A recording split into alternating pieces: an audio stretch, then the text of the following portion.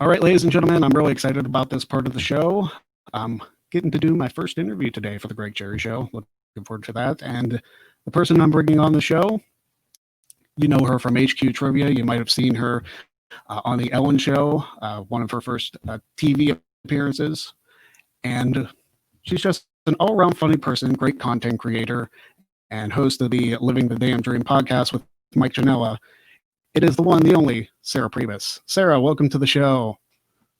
Thank you so much for having me. I'm excited to be your first guest. What an honor. Yes, I'm very glad we were able to do this. I know our schedules have been all over the place trying to get anything coordinated, but we finally got it done. So that's cool. All right. So I did want to bring up, since I mentioned Living the Damn Dream, the podcast you have with Mike, you typically talk about entertainment, but this last episode and the episode coming out this week have been mainly focused on mental health. Mm-hmm. So why do you feel it was necessary to do not just one episode, but multiple episodes dedicated to mental health? Well, I think that mental health has always been really important to me because it's a genetic thing in my family.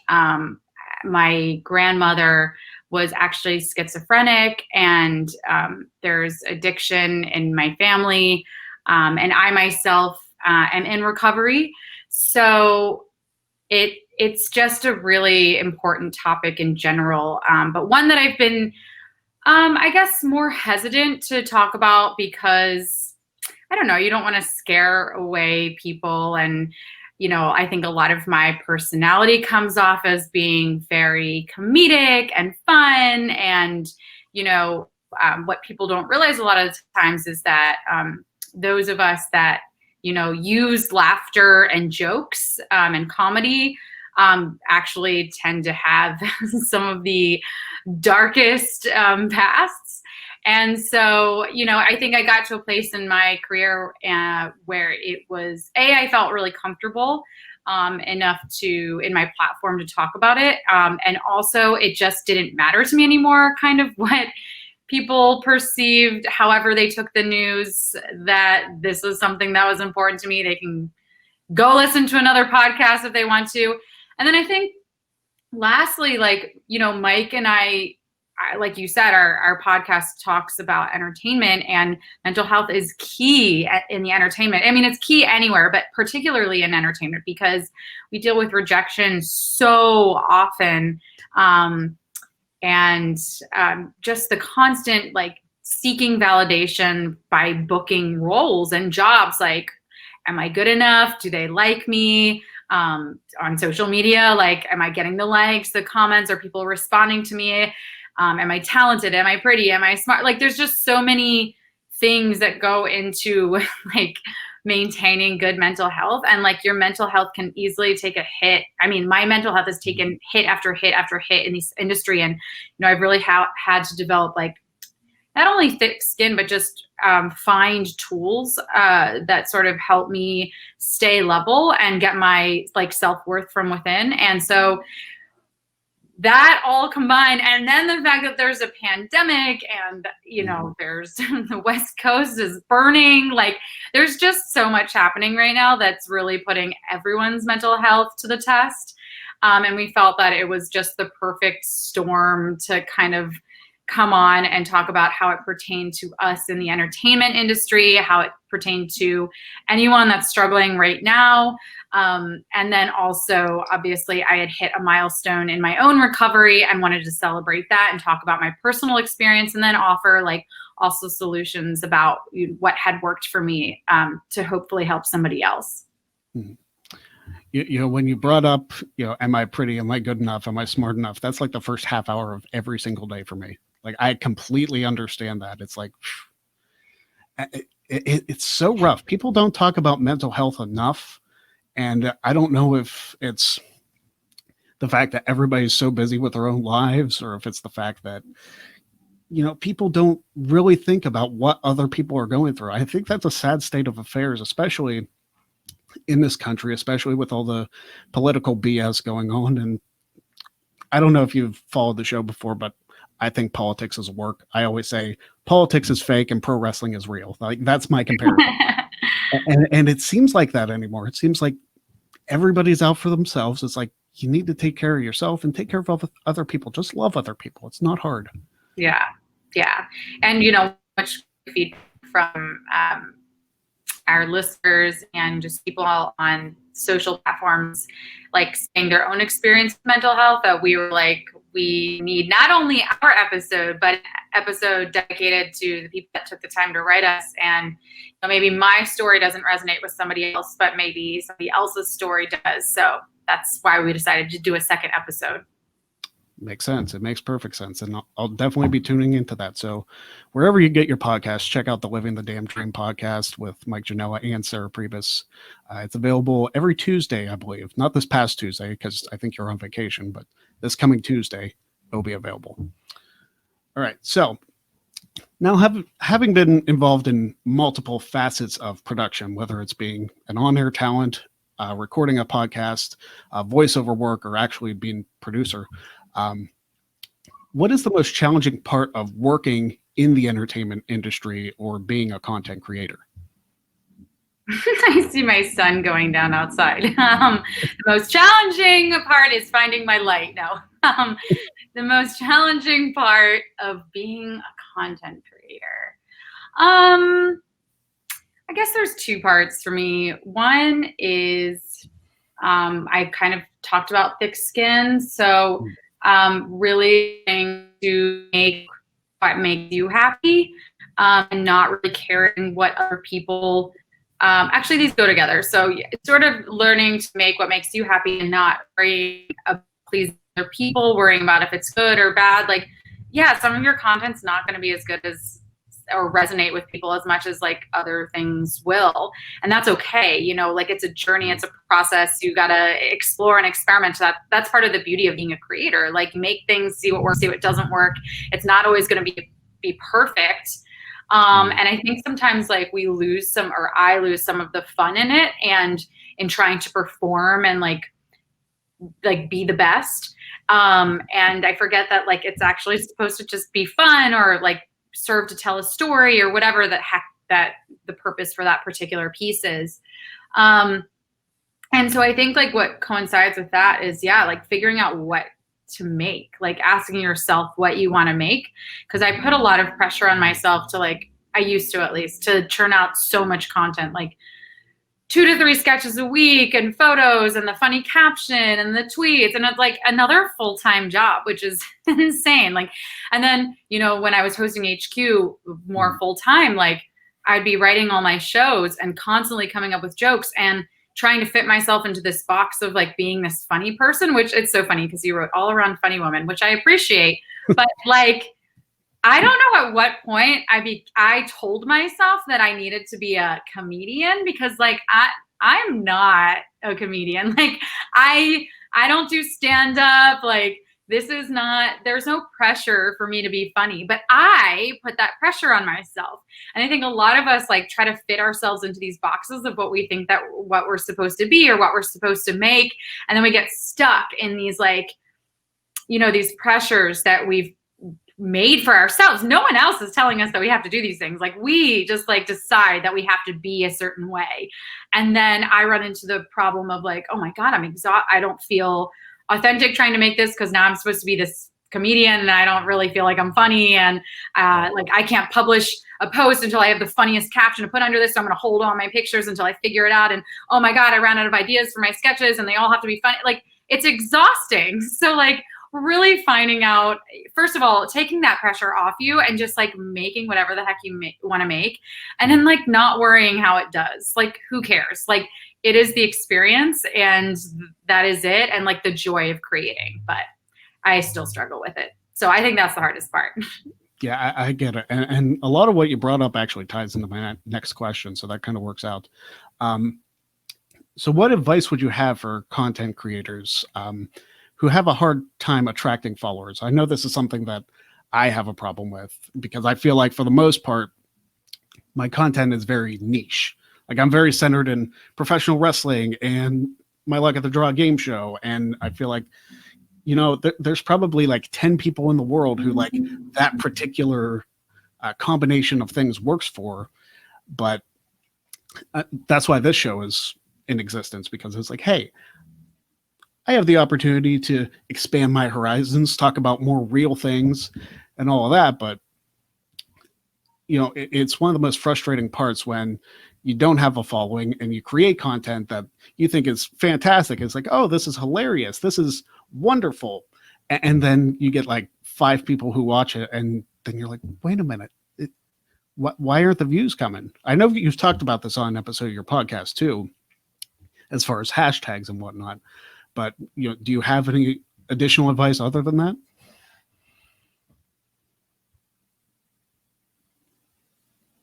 Sorry, I think I had a slight glitch in the Wi-Fi. Oh, it's okay. I heard most of what you said. The performer in me, like when there's a glitch, I just like smile and pretend everything's fine and just wait for it to come up. Anyway, okay. So how to attract followers? I think. So I'm trying to think like pre-HQ. So pre-HQ, I was really, really having a hard time in terms of like getting social media followers. And I was really frustrated because actually Mike and I were both, Mike, for anyone that doesn't remember, is my podcast partner. And he and I met hosting the show. It was like an internet show that was just on Facebook Live. And we would have millions of views because this company like had millions of followers, and they refused to put our names. So stupid. They refused to like put our names in the footers, and we were like, this is ridiculous. Like it only like if your people watching the show want to find us, like you could put them there. The more followers we have, the more loyal they'll be to your show. Like it helps each other. Anyway, so like he and I were getting super frustrated. And so I reached out to a friend of mine who was an influencer, specializing like in the lifestyle space. And I was like, Tommy, what do you do? Like, how did you get like 200,000 followers? And he was like, okay, well, when I look at your page, I see you with your cat, you with your boyfriend, like you just look like a cute girl, like living her life, like doing your thing. Like to me, that's it. It's fine. But like, you have to tell them what they're going to find specifically from your page. So for me, that looked like starting to do sketches. That started to look like sharing behind the scenes type stuff and like really showing people, okay, I am an up and coming actress here in New York and host, and like this is what I'm trying to do. Here's my comedy. Here I make videos. I work on set, like, and just kind of giving people a little bit and like really creating a brand, which I freaking hate that word, but we'll just say creating a brand, which is why when you say like you have a very specific niche, I don't see that as problematic, because that's sort of, you want to give people a reason to follow you and find you. And to be honest, I just started really like making myself a schedule and putting out content like pretty much every day. I think I was posting every day. I was posting like 3 sketches a week, 2 to 3 sketches a week probably. And then pictures the other days, whether they were like behind the scenes type stuff or just photos I had taken. And I think the other thing I was doing was really experimenting. I was trying all kinds of stuff.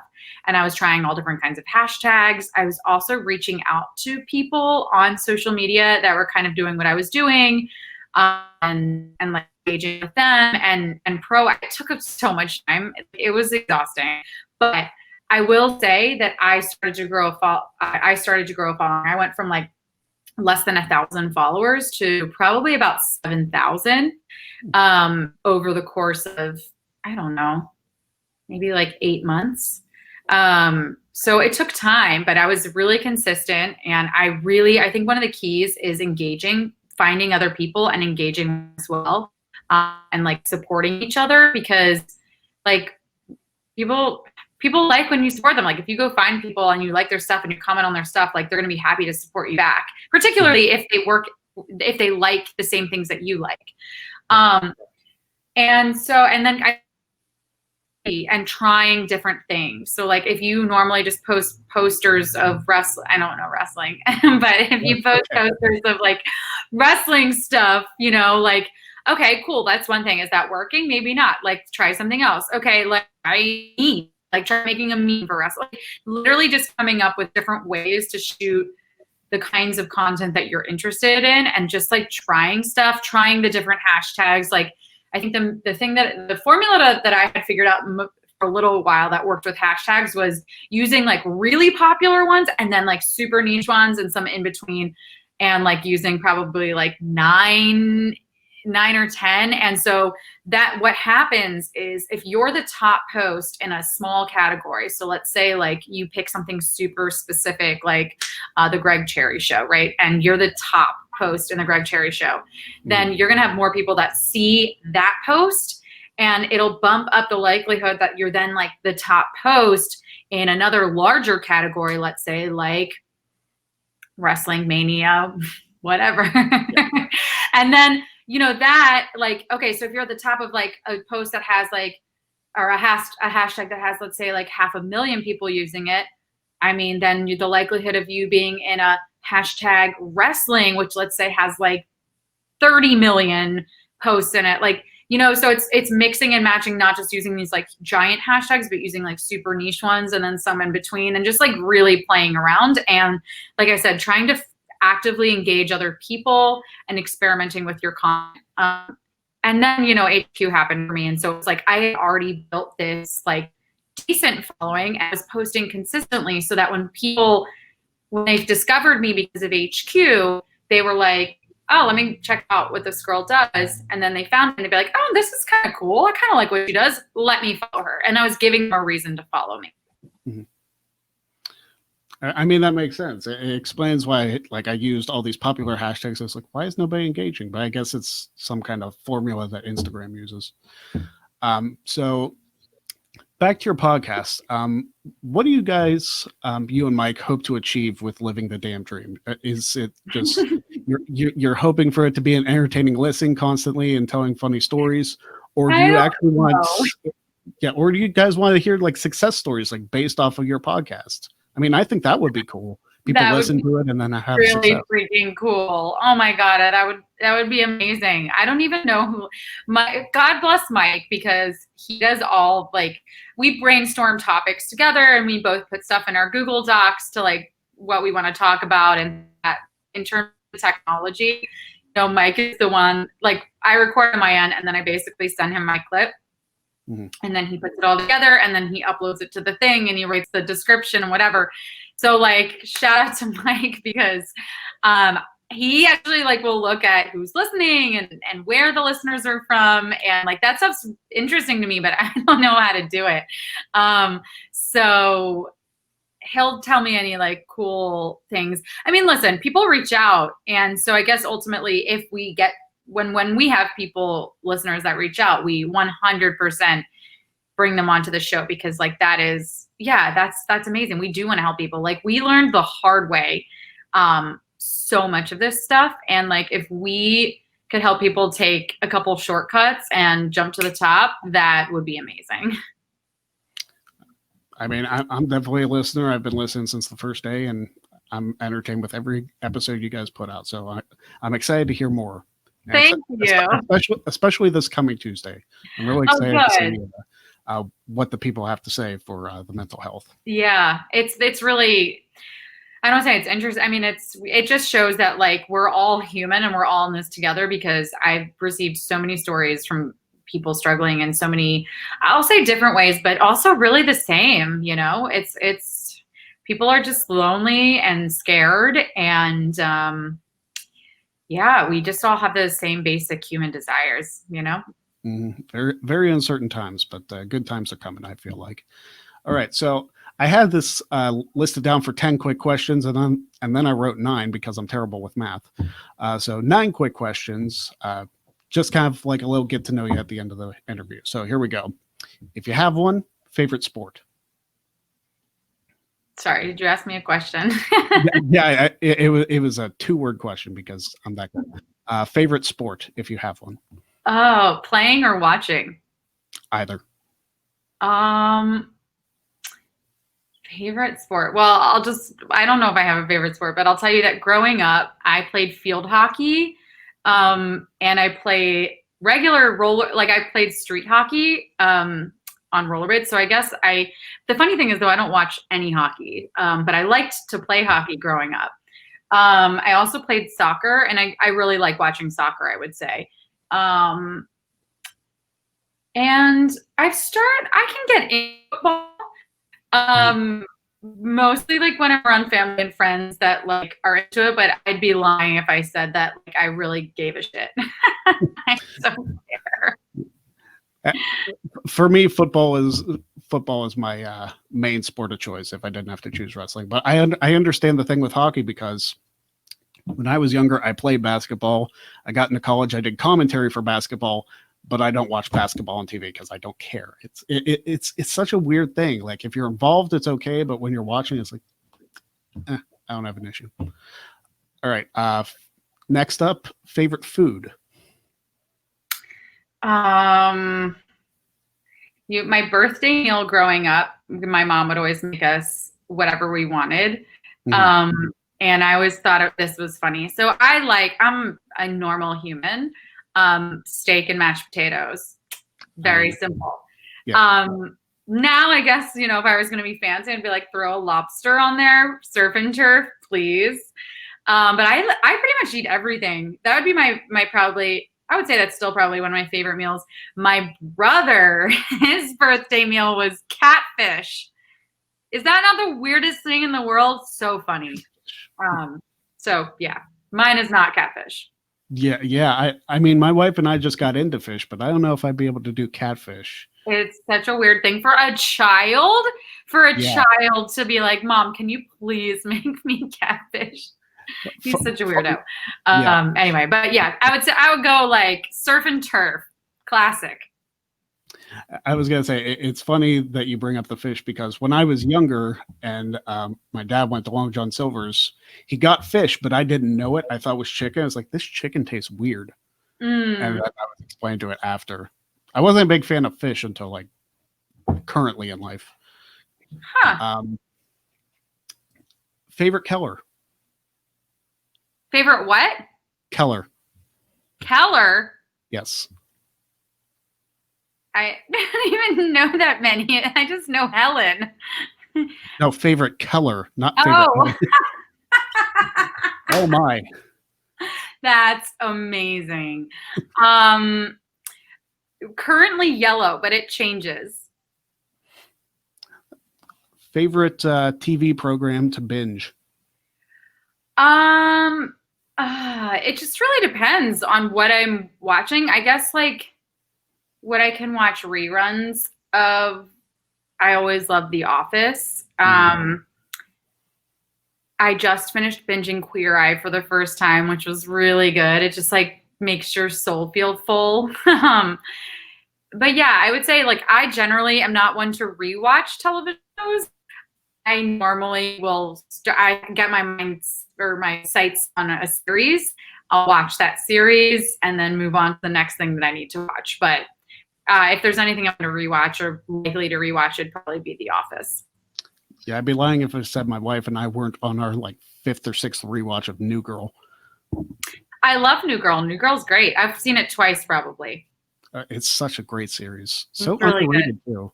Like everybody talks about The Yeah. Office and Parks and Rec, which both great series Oh, I also. love Parks and Rec as well. I actually maybe like Parks and Rec more. I don't know. I don't make me choose. It's a tough choice if you had to make one because there's Yeah. good parts about both of them. Yeah. Guilty pleasure, and that can be anything. It doesn't have to be TV shows. Sure. I guess for me, it's I'm a bookworm. So I actually love reading crime thrillers, and like the more rape and murder in them, the better. Like I love nasty crime thrillers. True crime, not so much. Like not really a true crime person, don't care. But like fantasy, I like all kinds of books, like mostly fiction. fantasy books, whatever, but like crime thrillers, gory stuff is my favorite. I feel like with all these questions, I'm taking away any security questions you could ever use when setting up a password, but Probably, yeah. Favorite celebrity? Oh my gosh, I don't know. In my field, I mean, Meryl's classic, and I just think she's pretty iconic as an amazing actress, and just carries herself with dignity and grace. Kate Blanchett is the same way. Like, I feel like these women kind of stay out of the eye of the media, and so that's really amazing to me. But if we're gonna go outside of that, like maybe Michelle Obama.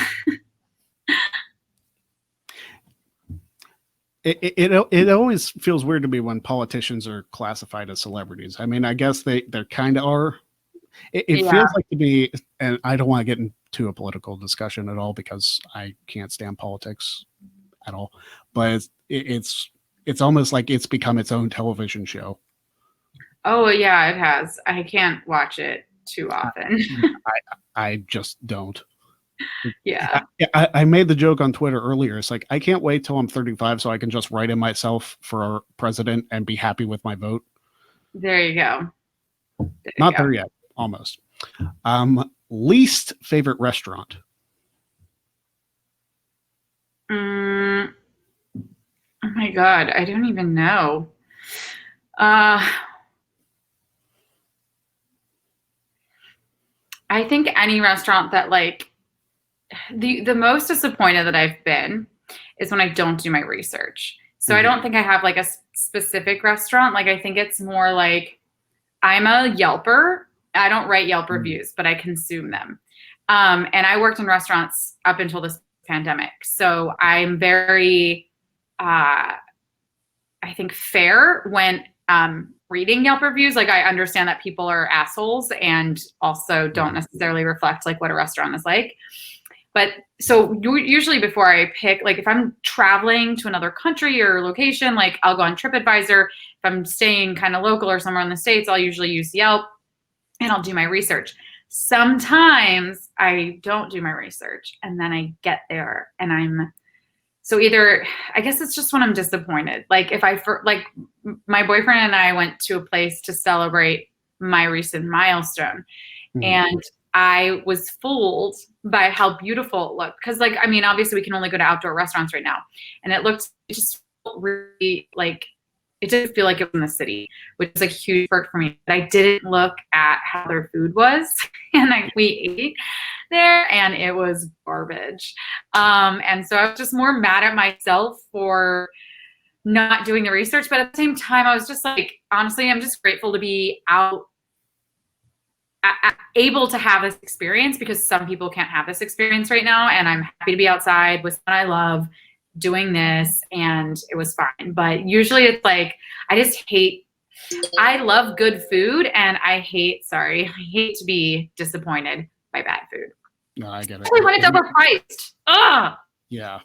It makes sense to me. Yeah, the only part that drives me nuts about restaurants now, and I don't want to get into the mask versus no mask debate, but when I put my mask on, like I have like this serious jaw pain and I don't know what it is. It's just brutal.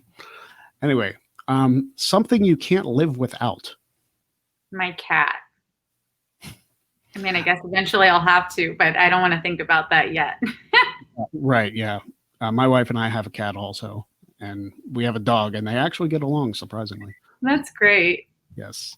And finally, number one thing on your bucket list. You know, it's funny. I loved asking people the bucket list question, and then like I don't even know what's on my bucket list. Probably a travel destination.